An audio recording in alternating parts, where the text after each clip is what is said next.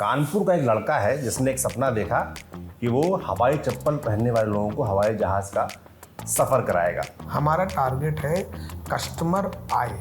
हमारा रेट ऐसे नहीं है कि कोई टिकट 5,000 की है तो वो टिकट आपको 25,000 की, ये हम नहीं करेंगे। पक्की वाली बात है, लोग याद रखते हैं भाई साहब। हम बोल रहे हैं, आप सोचिए तो इसका मतलब चेयरमैन साहब बोल रहे थे, फिर मानना आप उसको पड़ेगा। याद रखिएगा। ये नाम कहाँ से आया, शंख? तो बस वो एक थॉट आया, नाम रख दिया। और ऐसा नहीं मैंने शंख एयरलाइन रखा, इससे पहले मेरी जो कंपनी उसका भी नाम शंख है। कितना पैसा लगता है ये बताइए। आप मान के चलिए कि एयरक्राफ्ट की वैल्यू आज की डेट में आई थिंक मेरी समझ से अगर इंडियन रुपीज़ में करते हैं तो 800 करोड़ के आसपास। 800 करोड़ का आता है जहाज। नौकरी क्या है, ये व्यक्ति ना एक सीमित दायरे में रहता है, वो कभी फैसले नहीं ले सकता। ये आप याद रखिए।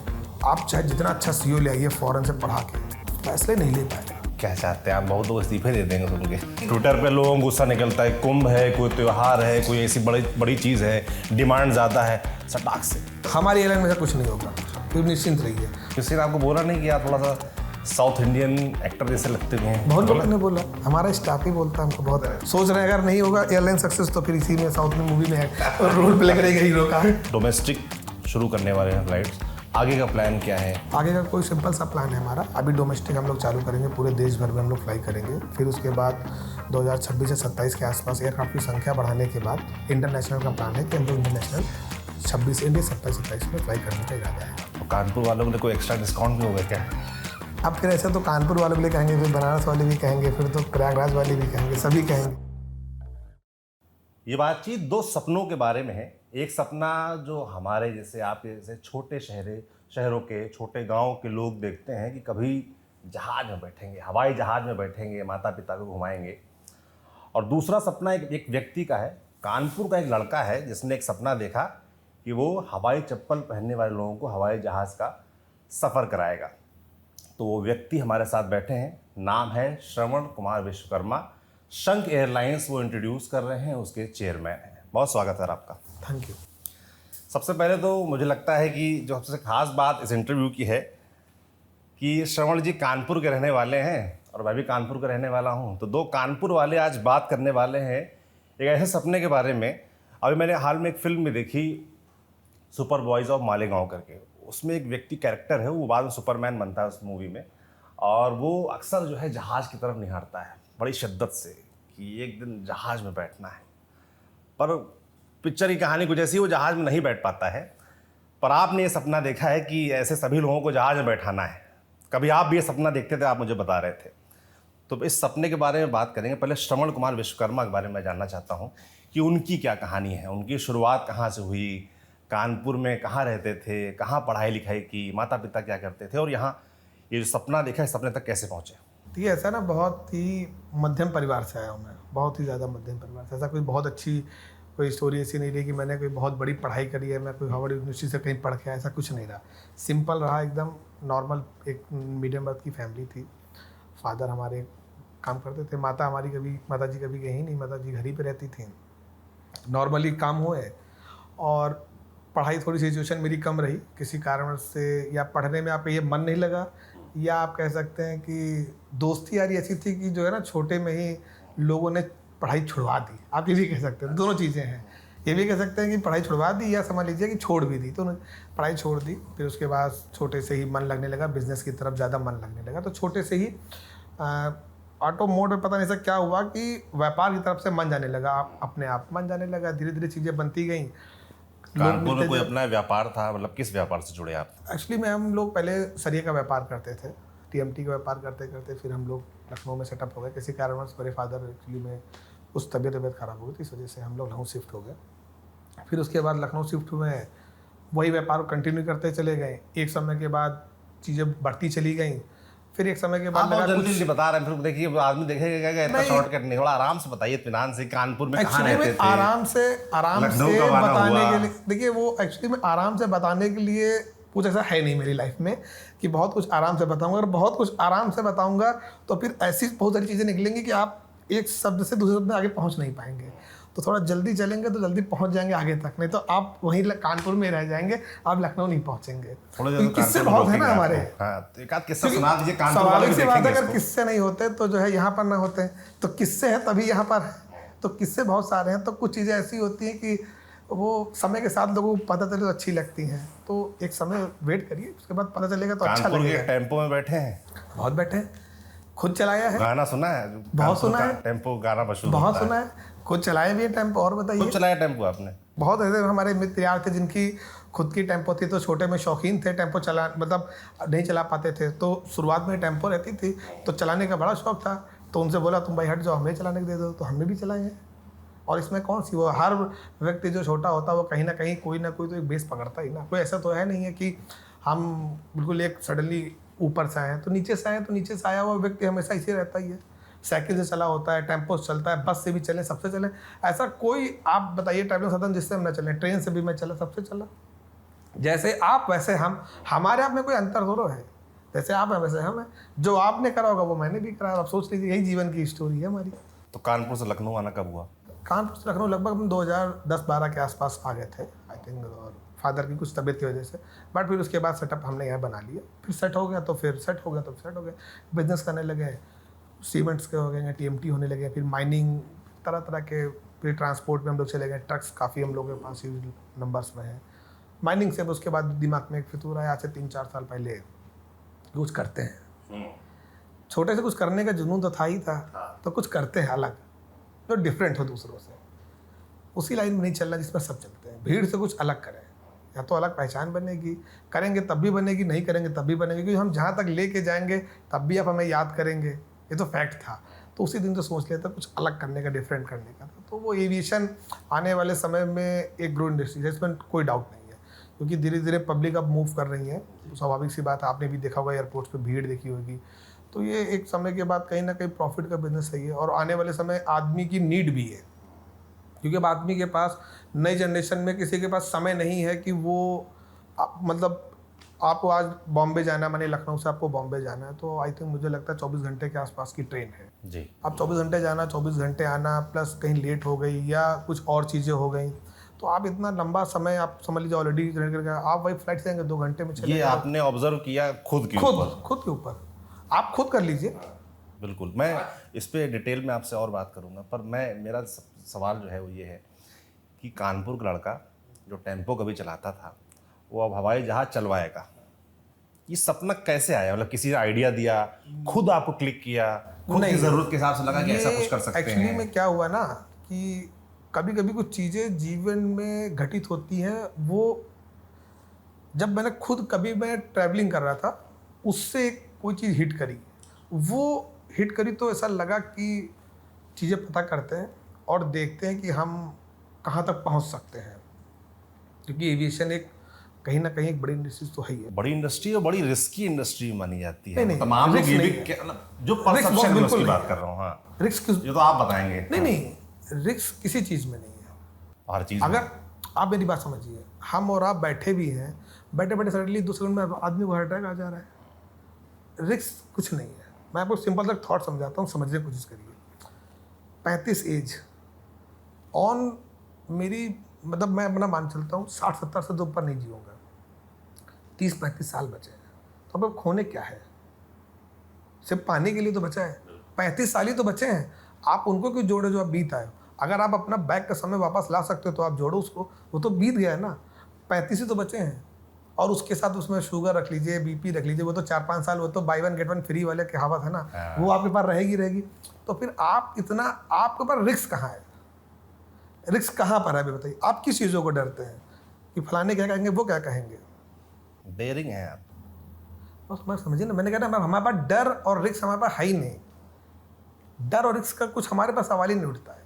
लोगों का तो ये बहादुरी कहाँ से आई? जब कानपुर में आप दोस्तों के साथ खेलते थे, गंगा नहाते थे, गंगा में कूद जाते थे, सिक्के ढूंढ लाते थे, आप बता रहे थे, वो तभी से आ गई, वो तभी से आ गई। डर मैंने कभी नहीं सीखा, डर और रिस्क मुझे कभी नहीं लगा, कभी भी नहीं लगा। मैं एविएशन में स्टार्ट करा तब भी मुझे नहीं लगा।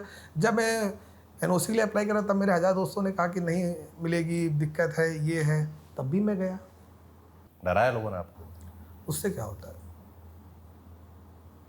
डराने ले डराएंगे, उससे क्या फ़र्क पड़ता है आपको?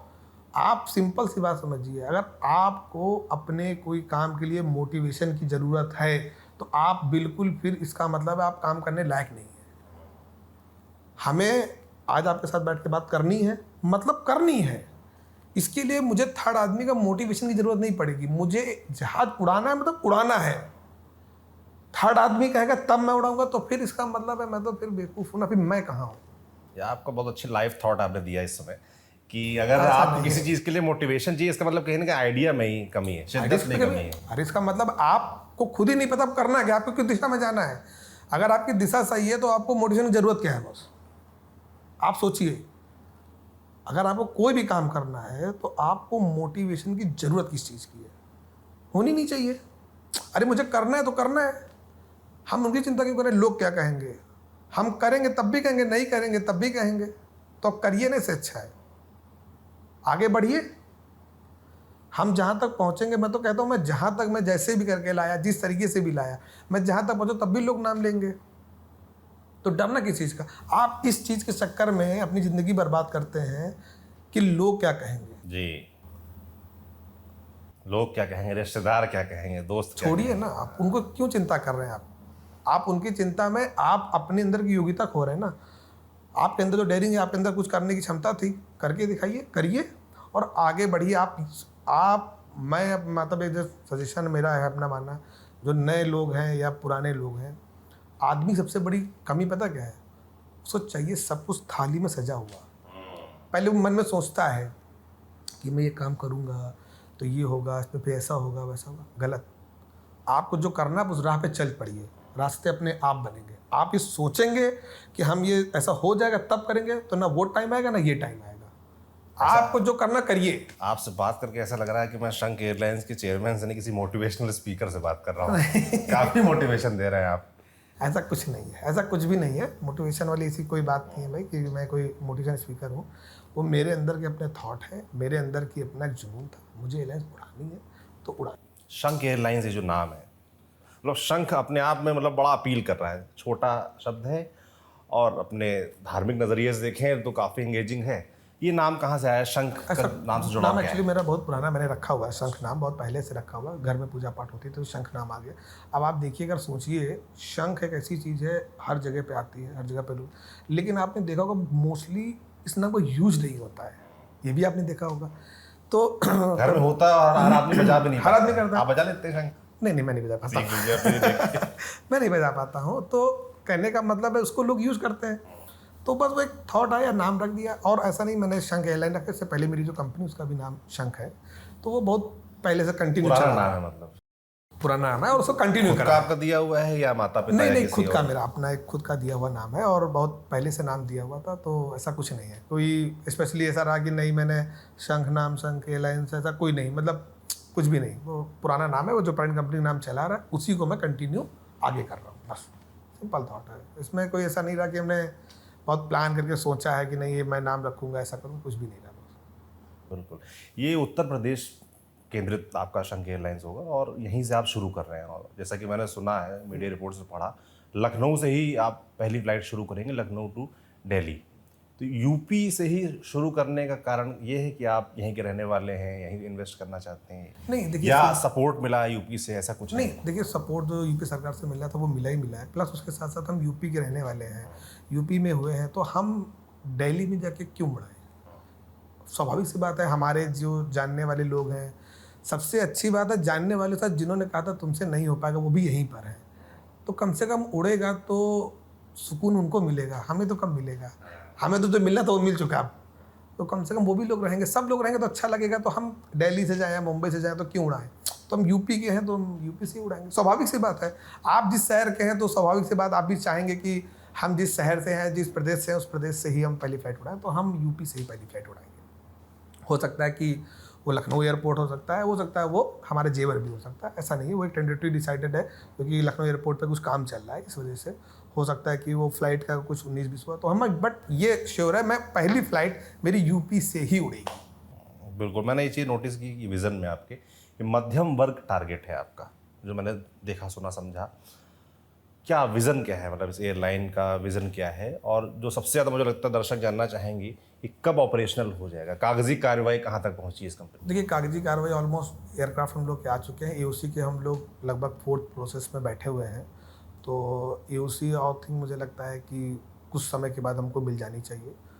क्या होता है ईओसी की बता रहे हैं आप? एक एयरक्राफ्ट का ऑपरेशन का एक सर्टिफिकेट होता है। तो मतलब एनओसी हमारे पास आ गई है, एनओसी के बाद ईओसी एयरक्राफ्ट का ये ऑपरेशन का बड़ा सर्टिफिकेट। बड़ा इंग्लिश शब्द आ रहे हैं, मुझे लगता है कि जो हमारे आम दर्शक वो समझ नहीं पाएंगे, लेकिन आप आपने एक आप सपना इसको देखा। ऐसे समझिए, मैं बताता हूँ, ऐसे समझिए कि जब आप एक जहाज को उड़ाने के लिए सोचते हैं तो एयरक्राफ्ट जो आता है तो एक डीजीसीए एक संस्था जो है उसको प्रॉपर एक चेक करती है कि आपका एयरक्राफ्ट सही है, चीज़ें सही हैं, उसमें कोई प्रॉब्लम तो नहीं है, आपका जो एयरक्राफ्ट आपने जो बोला है वो प्रॉपर वैसे सही है। तो उसका एक टेस्ट होता है उसके, तो उसके फेसेस होते हैं, first phase, second phase, third phase, fourth phase.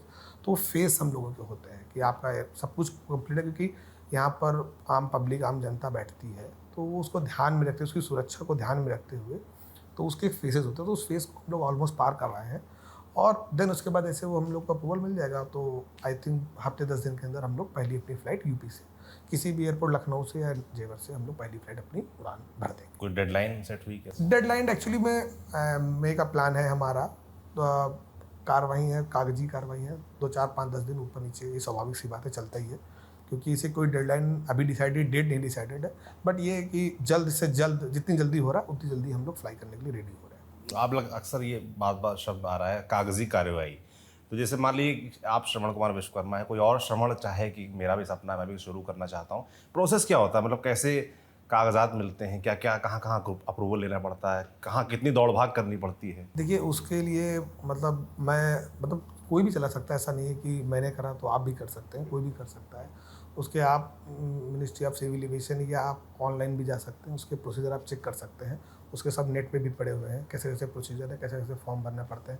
फिर आप मिनिस्ट्री ऑफ सिविल एविएशन जाइए, वहाँ पर अपने जो भी फॉर्म्स होते हैं उनको फिल करिए, फिल करके देन जैसे जैसे स्टेप होता है तो आपको वो ऑटो मोड पर, जब मैंने बोला ना कि आप जाएंगे तो आपको स्टेप 1 स्टेप 2 खुद पता चलता रहेगा। जैसे उसको फुलफिल करते रहेंगे वैसे वैसे आपको प्रोसीजर बढ़ता रहेगा। हम लोगों ने उसे स्टेप अपने फुलफिल कर रहे हैं, एनओसी आ गई, ऐसा कुछ नहीं। एक चीज़ छूट गई मुझसे, बताइए। जो सबसे महत्वपूर्ण चीज़ भी है, अर्थ, पैसा। पैसा कितना लगता है और कहाँ से आता है? देखिए पैसा एक्चुअली में, देखिए क्या होता है, तो आप एयरक्राफ्ट आपको तो लेने ही पड़ते हैं, प्लस जो आपकी जो गवर्नमेंट फीसेस होती हैं, जो गवर्नमेंट चीज़ें हैं वो आपको पे करनी ही करनी होती है। वो तो हमारे लिए, आपके लिए, सबके लिए स्वाभाविक सी है। हाँ, एयरलाइंस एक मानते हैं कि नो डाउट इसमें मतलब एक ठीक ठाक या हैंडसम अमाउंट लगता है। कोई ट्रांसपोर्ट कंपनी थोड़ी ना कि 3 ट्रक खरीद लिए हो बढ़िया। नहीं बस ऐसा है ना, ऐसे तो 3 ट्रक भी खरीदना कठिन है, सोच पे निर्धारित। मगर एयरलाइन तो बड़ी चीज़ होगी ना, मतलब देख के मैंने लगता क्या है कहा, जहाज सिर्फ जा रहा है। सोच, सिर्फ सोच। आप किस चीज़ को कैसे देख रहे हैं? आप जहाज को जहाज की तरीके देखेंगे तो आपको बड़ा दिखाई दे। कितना पैसा लगता है ये बताइए? ये जो कितने का फिगर है ना, ये बताना थोड़ा सा मुश्किल है, क्योंकि ये एक ऐसी एविएशन इंडस्ट्री ऐसी खाई है, इसमें पैसे का अंत नहीं है। आप एयरक्राफ्ट लेते जाइए, जितना है कम है। आप मान के चलिए कि एयरक्राफ्ट की वैल्यू आज की डेट में आई थिंक मेरी समझ से अगर इंडियन रुपीस में करते हैं तो 800 करोड़ के आसपास है। 800 करोड़ का आता है एक एक जहाज? जहाज। 800 करोड़ का? तो आप लेते जाइए। तो आपने 3 खरीदे सुना मैंने।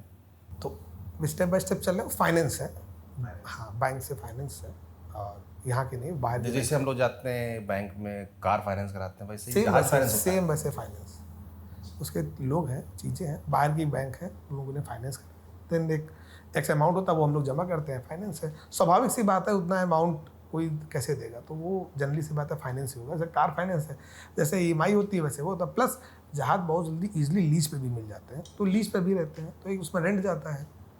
भैया आपको एक सपोज दैट समझिए ना, आपको एक जहाज एक लीज पे मिल गया, उस पर आप एक्स अमाउंट डिपॉजिट किया आपने, तो वो बहुत सिंपल सा, ऐसा कुछ नहीं कि बहुत उसमें कोई टफ है। आप भी सोचेंगे तो आप भी उड़ा सकते हैं। हम हो सकता है कि आप अगले आप ही उड़ाने वाले हो, सोच पे निर्धारित फिलहाल है। उड़ रहे हैं वही बहुत।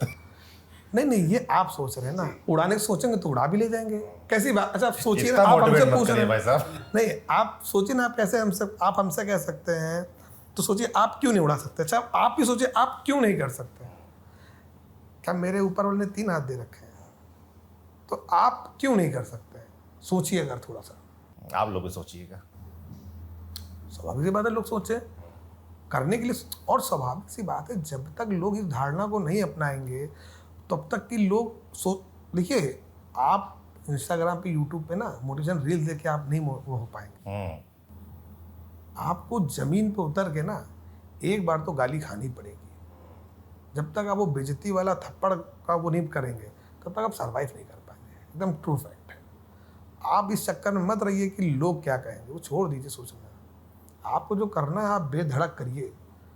जिनको जो कहना होगा वो कहेंगे वो। और हमेशा याद रखिए कि जब भी आपके पास कोई विपत्ति पड़ती है ना तो सबसे पहले अपने ही भागते हैं। है अनुभव आपको? तो लिस्ट हमारे पास है, बताने पे आ जाएंगे लंबी तो लिस्ट है। बहुत लंबी लिस्ट है। अपने लोग तो बहुत, ठोकरे खा के पहुंचे हैं। स्वाभाविक सी बात है, बहुत खाई है। जिस उम्र में जो ठोकरें खाई है दूसरा खाया होता तो आज यहाँ बैठा ना होता। चैलेंज है इस बात का मेरा। वापस से शंख एयरलाइंस पे लौटते हैं। जो विज़न की बात थी वो सवाल छूट गया। ये मध्यम वर्ग के लिए आप केंद्रित करने वाले हैं, क्या रहने वाला विज़न? रेट किस तरीके के होंगे? आप मध्यम वर्ग को टारगेट करने वाले, जाहिर सी बात है मध्यम वर्ग सबसे ज़्यादा पैसा बचाने वाला व्यक्ति है। देखिए, उसको रेट लगता है कि हमारे- पैसा कम से कम लगे, अब मज़ा पूरा आना चाहिए। देखिए, रेट हमारे निर्धारित रहेंगे। जैसे कि आपने देखा होगा कई बार एयरलाइंस अपने रेट हाइक करता है, हमारा एक निर्धारित रेट रहेगा, उसी में फेयर चलेगा। हमारा टारगेट है कस्टमर आए, हमारा ये टारगेट नहीं है बहुत ज़्यादा। एक जो हमारी मिनिमम हमने जो सोच रखा है अपना प्रॉफिट, हम उसी प्रॉफिट में रहेंगे। हम ऐसा नहीं करेंगे कि कोई सडनली त्यौहार है, सडनली कुछ चीज़ें तो उनमें रेट एकदम आसमान छू। ये बहुत बड़ी समस्या आती है। और वो- अक्सर आप सोशल मीडिया पर देखते होंगे, नहीं, ट्विटर पे लोगों को गुस्सा निकलता है। कुंभ है, कोई त्यौहार है, कोई ऐसी बड़ी बड़ी चीज़ है, डिमांड ज़्यादा है, सटाक से वो कभी नहीं होगा। हमारी एयरलाइन में ऐसा नहीं होगा। डायनेमिक प्राइस बोलते हैं। हाँ, वैसा हमारी एयरलाइन में ऐसा कुछ नहीं होगा। ये निश्चिंत रहिए। आपको जो फेयर मॉर्निंग में दिखाई दे रहा है वही फेयर आपको शाम। देखिए, ऐसा है ना, पक्की वाली बात है, लोग याद रखते हैं भाई साहब। हम बोल रहे हैं, आप सोचिए तो इसका मतलब चेयरमैन याद साहब रखिए। बोल रहे थे, फिर मानना आप इसको पड़ेगा। याद रखिएगा। रेट हमारे, आप मेरी बात समझिए, एक रेट निर्धारित है। उस रेट से 19 और 20 का आंकड़ा होता है। हमारा रेट ऐसे नहीं होगी कि कोई टिकट 5,000 की है तो वो टिकट आपको 25,000 की मिले। ये हम नहीं करेंगे। सोचिए एक बात, हमने 5,000 की टिकट रखी, इसका मतलब हमको 5,000 में प्रॉफिट था, तभी तो 5,000 रखी। ठीक बात। तो अब ऐसा क्या होगा कि मुझे 15,000 रखनी पड़ी। इसका मतलब कहीं ना कहीं मेरा लालच बढ़ा। मुझे लगता है लालच बोलते हैं इस चीज़ को। लालच बढ़ा कि आज भाई किसी की आपदा का फायदा मत उठाइए ना। आपदा में अवसर बोलते हैं। नहीं, तो आपदा में अवसर ऐसा भी मत चूज करिए कि जो अपने अंदर का आदमी, जो अपने अंदर का मैन है उसको गिरा दे। उतना ही करिए जितने में आप जिंदा खड़े रहिए। उतना मत करिए जितना अपने अंदर ही लगे कि ऐसा पैसा नहीं चाहिए। पैसे बहुत ज़रूरी है, नो डाउट। जीवन में बढ़ने के लिए, हर चीज़ के लिए पैसा बहुत ज़रूरी है, लेकिन एक लिमिट तक ही ज़रूरी है। उसके ऊपर जो लिमिट है वो भी एक जगह पे स्टॉप है। तो ये आदमी को पता होना चाहिए। आप अपने आप को बेच के अगर पैसा बेचना चाह रहे हैं तो फिर क्यों उड़ा रहे हैं, धंधा क्यों कर रहे हैं? बिल्कुल, ये मिडिल क्लास की बात होगी। अपर क्लास भी केंद्रित अपर क्लास रहेगा। बिल्कुल, बिजनेस क्लास उसके लिए अलग क्या करेंगे? बिजनेस क्लास है हमारे लिए। हमारा ट्रेन उसमें है, बिजनेस और इकॉनमी दोनों है। बिजनेस क्लास भी है, मीडियम वो भी है, इकॉनमी भी है। आप आइए, दोनों चीज़ों में आपको स्वागत है। मीडियम जो आपको लग्जरी चाहिए, सुविधाएं चाहिए, आप बिजनेस क्लास का टिकट करिए अफोर्ड। आपको अपनी ज़रूरत पूरी करनी है तो आप ज़रूरत। देखिए, दो चीज़ें एयरलाइंस में भी आपने सुना मध्यम वर्गीय, हर जगह पर एयरलाइंस की गलती नहीं होती। कई जगहों पे व्यक्तिगत कस्टमर की भी गलती होती है। कस्टमर जब टिकट लेता है, मध्यम वर्गीय इंसान, तो उसको ये फील आता है कि उसने एयरलाइंस खरीद ली है। देखिए, ये भी एक सत्य है। उसको लगता है कि मुझे सब वो वीआईपी ट्रीटमेंट चाहिए जो हमने न्यूज़पेपर में पढ़ते हैं या इंस्टाग्राम या सोशल मीडिया पे देखते हैं। तो कहीं ना कहीं आपको भी चीज़ समझनी चाहिए कि आप जिस काम के लिए जा रहे हैं अपनी ज़रूरत पूरी करिए। आप इस चक्कर में मत रहिए कि हम सारी सुविधा, अब आपको उसी 1 घंटे के अंदर आपको सारी सुविधाएं चाहिए। नीचे उतरते आप भले रिक्शे से जा रहे हैं। आप कह रहे हैं ज़रूरत पे केंद्रित रहिए। लग्जरी बहुत, लग्जरी पे आप अभी ज़रूरत पूरी और करिए। लग्जरी चाहिए तो फिर जाहिर सी बात है, फिर मैंने जेब ढीली स्वाभाविक करनी बात है। पड़ेगी। देखिए, मैंने आपको बताया ना, आप जब इकॉनमी में बैठे हैं, आप इसको गलत तरीके से भी आप हमारी बात को ले सकते हैं, सही तरीके से ले सकते हैं। गलत तरीके से ले सकते हैं कि आदमी कहेगा कि मैं पैसा दे रहा हूँ, मैं क्यों ना लूँ। दूसरी चीज़ क्या है, अगर आपको अपने जीवन में बढ़ना, आप सीधी पढ़िए ना, अपनी वैल्यू क्रिएट करिए ना। आप आइए ना, बिजनेस क्लास लीजिए, सारी सुविधाएं आपको मिलेंगी।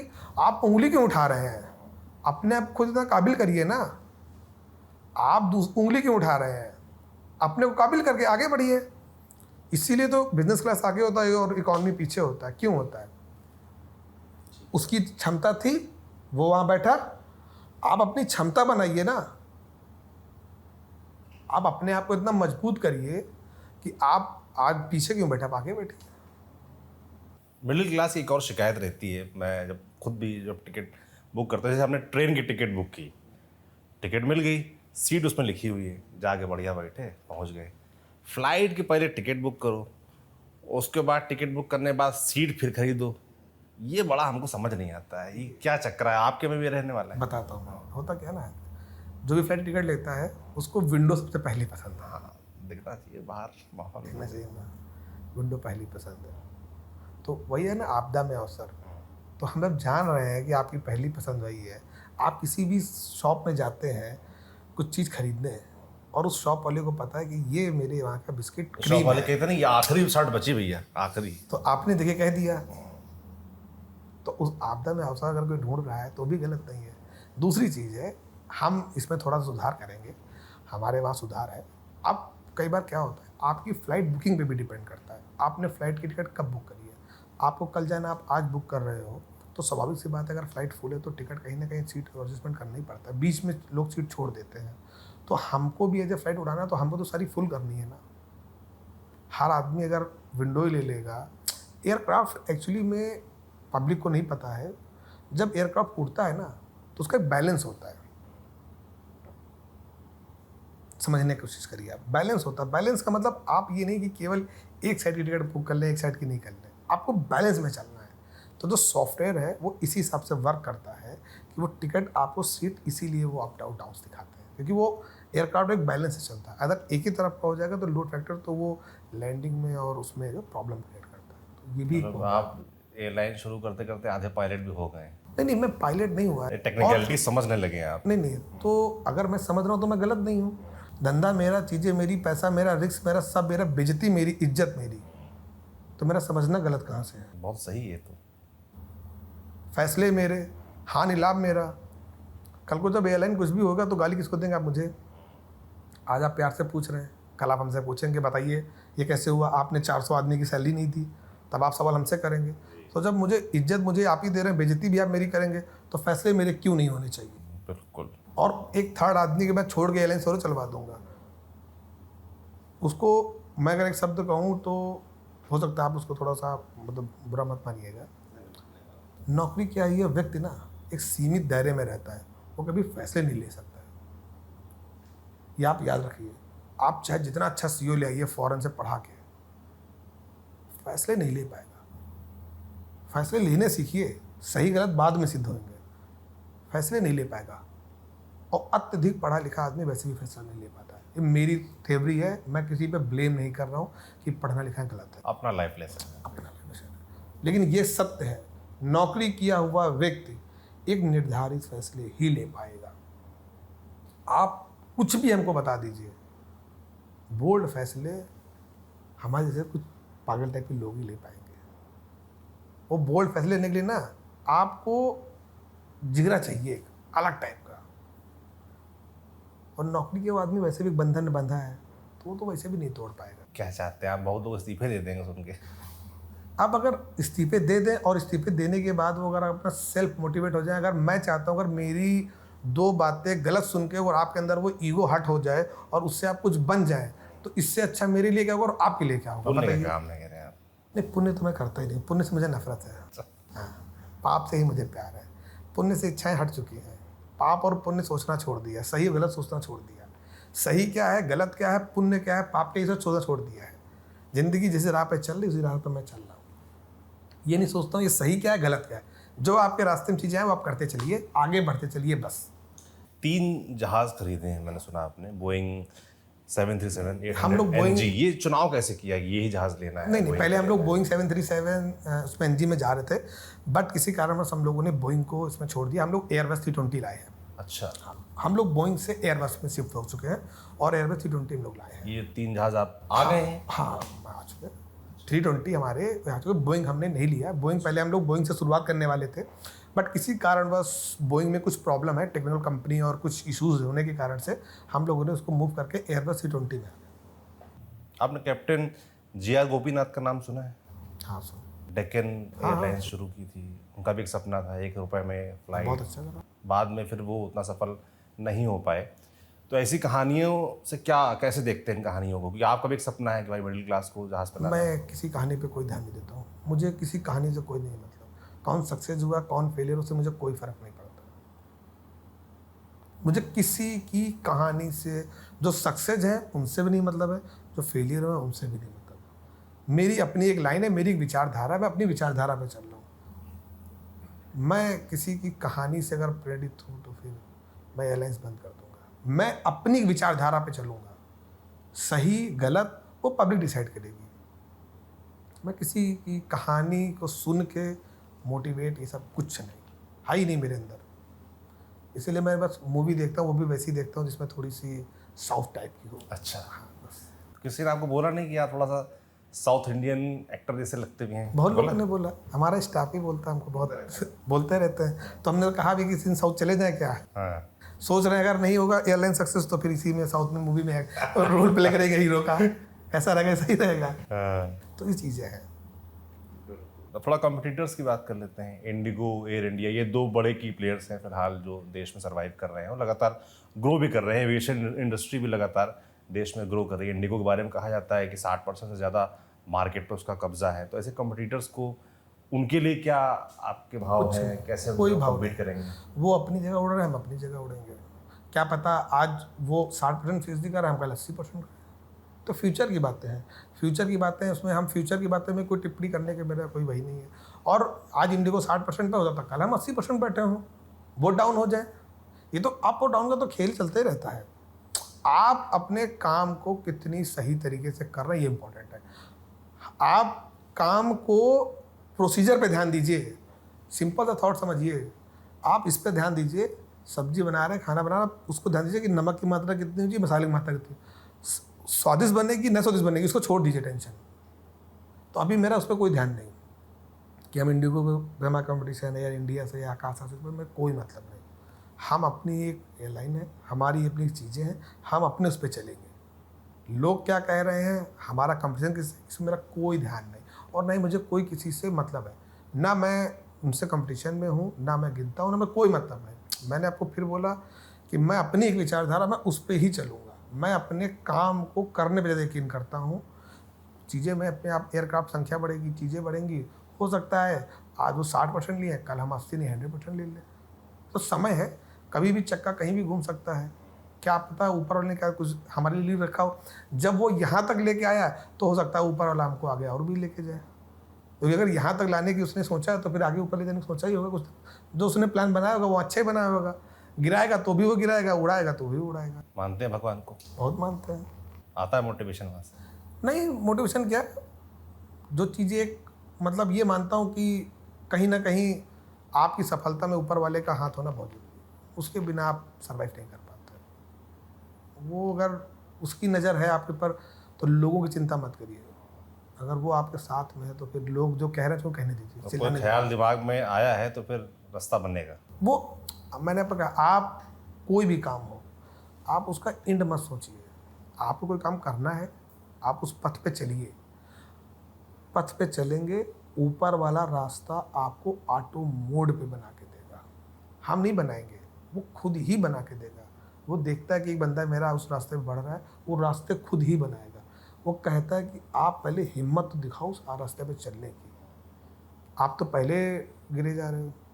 आप जब रास्ते पे चलोगे तो अपने आप रास्ते बन जाएंगे। हमने भी आज से 2-3 साल पहले सोचा था ना, हम कभी सोचे नहीं थे जहाज़ उड़ाने के लिए। तो जहाज़ बैठ जाए तो वही बहुत बड़ी बात है।